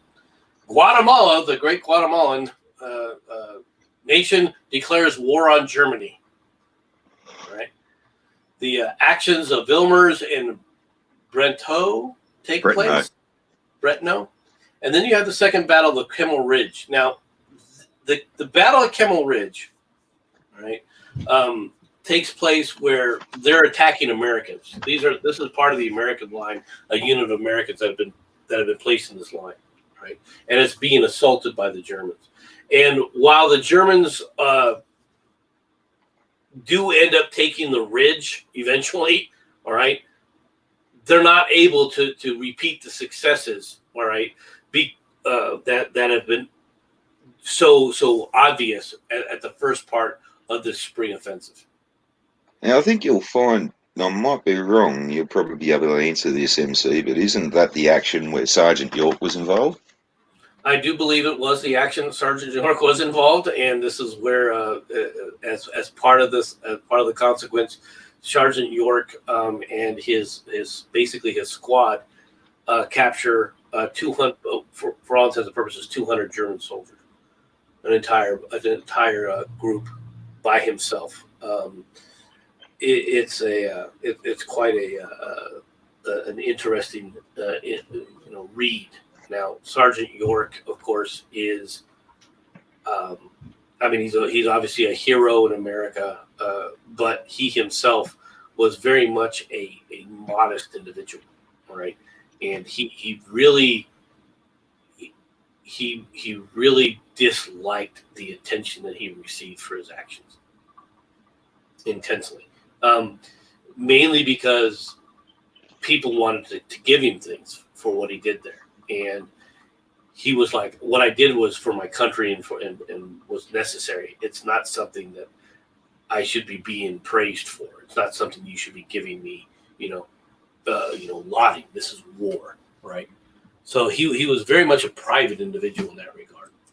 And it's an interesting aspect of people who do get those kinds of accolades and all this kind of thing, where the public does hold them up as being somewhat of gods and all this kind of stuff, when in reality they were just battling for their own life. They were just fighting to survive. It was just what they had to do to see the next day. And in some cases, like it's a bit of a fucking slap in the face to say that it wasn't really anything special. It's just that they just fought harder than the next bloke and just survived under adverse circumstances and things like that. Ultimately what they do is something that, yes, normal people would praise, because normal people would never really be in a position or have the goal to do something along those lines. But in reality, they didn't really see it as like, I'm going to do this and I'm going to capture this thing and I'm going to do this and that and I'm going to be a hero at the end of it. It's just more of a factor of, at that point in time, oh, geez, this person's attacking my friend. I'll just go and get him. Oh, well, that actually was a lot bigger than what I thought it was. There's a lot about war that people forget, and that is that the soldiers are dealing with emotions at the time. All right. And one of the emotions, obviously, that takes place in war, when you see, I mean, in the movie Patton, all right, there's a scene where he's talking to the troops getting ready to go over at the very beginning of the movie, right, where he tells the troops, now I know a lot of you guys are concerned, will they be able to be brave, will they be able to, and I'm paraphrasing, this is not how it goes, but he goes that whether or not you'll run under fire, how you'll react. He said, and he goes, don't worry about it. He said, when you put your hand in a group of goo that used to be your best friend, you'll know what to do. Okay. And interestingly, it's a common trait for people who winners of the Victoria Cross, specifically the people who live long enough to actually receive their Victoria Cross, because, well, let's face it, generally you got to die to get things like the Medal of Honor or the Victoria Cross and things of those nature. It's very rare that you get to actually speak to the people who actually received it. And 9 times out of 10, it's a case of, well, we were pinned down and I'm seeing all my friends die, and I just got really bloody angry and just wanted to kill as many of the bad guys as I wanted to because they're killing all my friends. And it's usually a case of they just get pissed off and just, fuck you, you're all going to die. And then they just happen to live. It's a case of massive rage, and they just go on a freaking killing spree. And now we don't know whether or not that was what happened with Sergeant York. It's understandable if it did. All right. And in the movies portray him as just calmly, shooting these people down, without any real rage at all in his actions. Right. But that's not, that action is not, that activity isn't normal. Okay. The normal thing is when your friends are dying, you're mad. You're angry. You're going to get some. All right. You're going to get yours. And they'll do things. They'll jump up on tanks, right, that are burning and unlimber the machine gun and just start, waylaying, standing in front of everybody. All right. In a great, grand, glorious target, mowing down the enemy. All right. You'll do things like that under those circumstances. You can understand it. Okay. But at the same time, to then, okay, at when it's over and you're thinking about what you've done, okay, the impact on that is not going to be something you're going to relish, at least not as an individual, unless you're a freaking absolute psychopath. All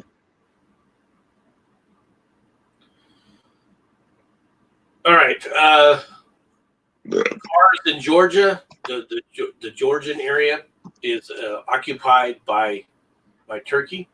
If we go back over to here, all this land here is being ceded to the Turks.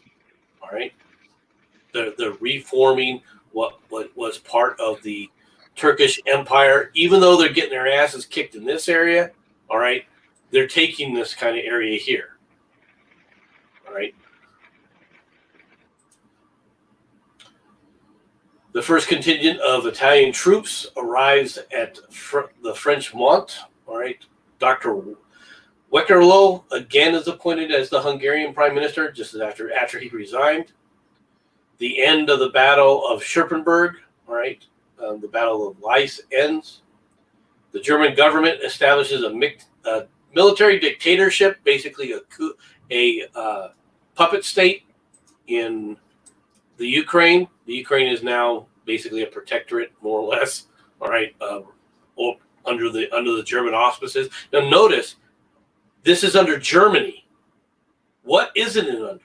It's not under Austro-Hungarians. The Austro-Hungarians are not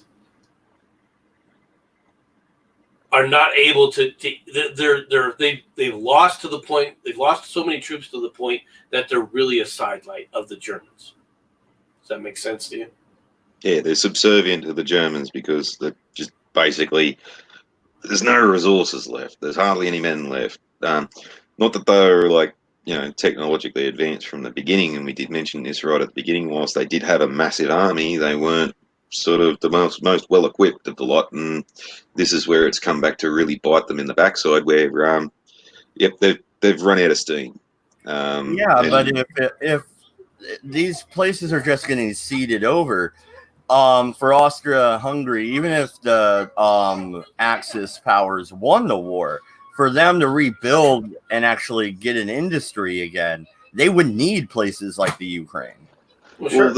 The balance of power has changed. Remember, it was the Austro-Hungarians that kicked this off, and it was the Germans that were basically coming in subservient to the Austro-Hungarians. Now the tide has changed. The Germans are now the dominant power in the region, and the Austro-Hungarians are now basically subservient to the Germans.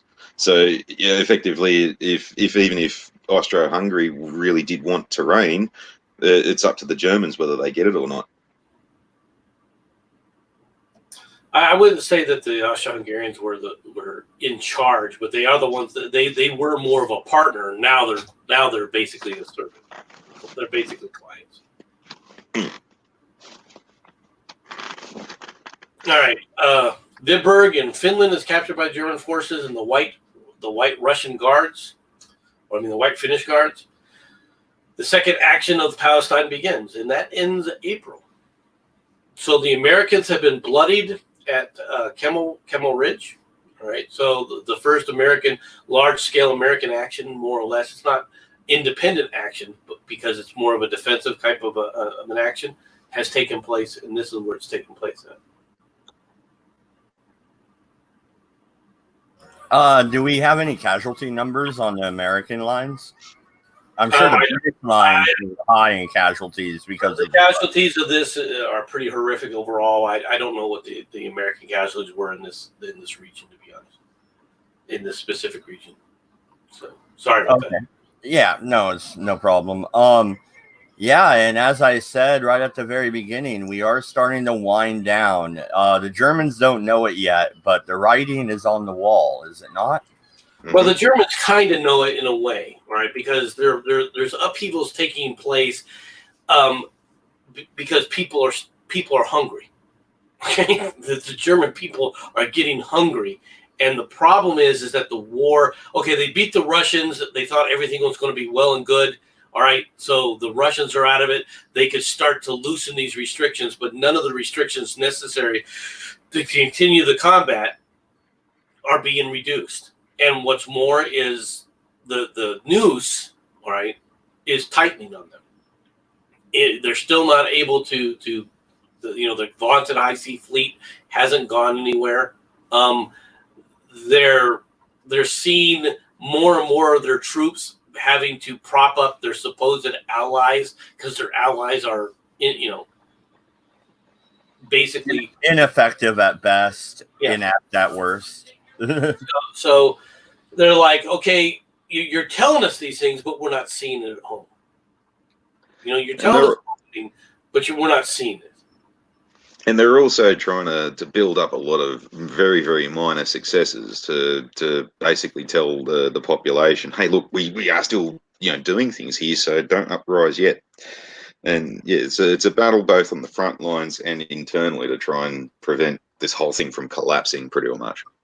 Yeah, no, and that's something I want to touch upon right before we wrap up. They are still telling the people at home, we are winning this war. Matter of fact, the German population itself at the end of the war is shocked to learn that they lost, right? Yeah. To a large extent, yeah. It is. That is correct. So hopefully we'll be back next Sunday. And I'm still trying to get back to regular schedule during the week. So hopefully I'll be doing that. We were remodeling the house and a bunch of stuff, so I've been kind of busy. Thank you everybody for watching. Thank you Goatman for sticking through the whole thing. Appreciate it, buddy. Enjoy that video on that gigantic ass gun. That thing's crazy. Any last words, guys? Oh well, yeah, Goatman. Did you see what I mean about the smoke coming out of the rifling when it fired?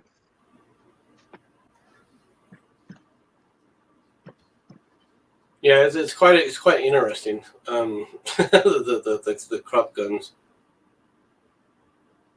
Yep. Yep. Anyway, yeah. Right. Yeah, no, he saw it. Yeah. That's what I was waiting on. Yeah, thank you, everybody. Good night. Good luck. Don't go to France. We're out of here.